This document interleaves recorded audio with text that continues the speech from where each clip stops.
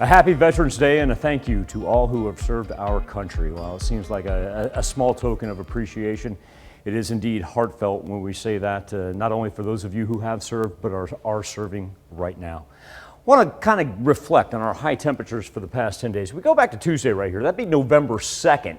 And while we started off the month on a cold spree, we got spoiled here lately. You go back to Sunday, and we just ran that spree of 70s. I mean, yesterday got up to 69 and whatnot, but our November average high still equals out about 61 degrees. And look at where we should be on November 11th, 60 degrees. I love how Mother Nature just has a way of putting everything together.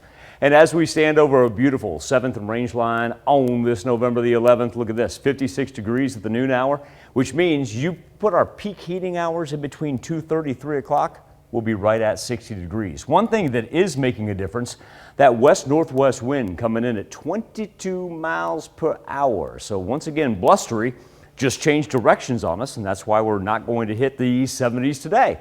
But still, at the same point in time, it has been gorgeous after last night's thunderstorm activity, ranging really anywhere from about 53 to 58. But put that into consideration about where we were at this point in time yesterday when Tanya and I were doing the KOM News at Noon.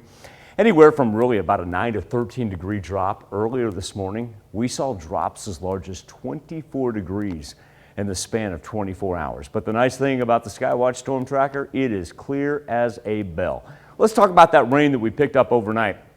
Majority of our totals range from about quarter to half an inch. That's what you see in the light turquoise right there. Then when you see the green works into just a little patch of yellow every now and then, that's anywhere from inch. Did pick up about 1.5 inches. That's where you get little dots of yellow right there. But for the most part, everything able to absorb it. We had no flood concerns whatsoever. And now everything pushing all the way east of the Mississippi. It's been an impressive line though, stretching from Gulf all the way to coast. And they got a mess on their hands up here in the upper plains.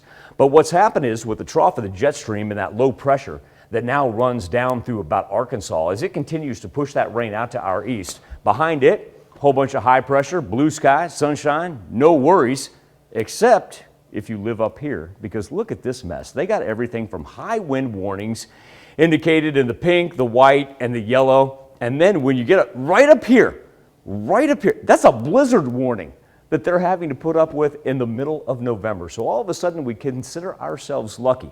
Not that we're not going to have our own bout of some cold temperatures, but for our Veterans Day, what a beautiful, beautiful afternoon is. We'll push up around 60 degrees with plenty of sunshine. And don't forget, you can always go to KOAMnewsnow.com and recognize a veteran of your family. Each and every newscast, we salute one of our 4 state heroes. It's a great way just to remind them that they're always on your mind, not only on Veterans Day, but 365 days out of the year. As we push into our nighttime hours, temperatures not too bad, pretty seasonable, but we got a little scattered early AM rain that's going to drop down. As it does, works in, we'll see some out to the west and also on the southern portion of the 4 states, the majority of it falling below and south of I-44, not the thunder and lightning that we had yesterday, and really just going to drop off, shouldn't affect much of our morning commute. And then, Tanya, get ready for a frigid Friday night. We're talking about temperatures dropping down into the 20s. That's right, 20s. So for all of you, and we'll break this down, join us for the KOAM Morning News tomorrow because we'll have our high school football forecast. And not only are we going to jot around because we've got a lot of teams on the road, but by the time we have kickoffs tomorrow, our wind chills are going to be in the low 30s. Yeah. I can't help you.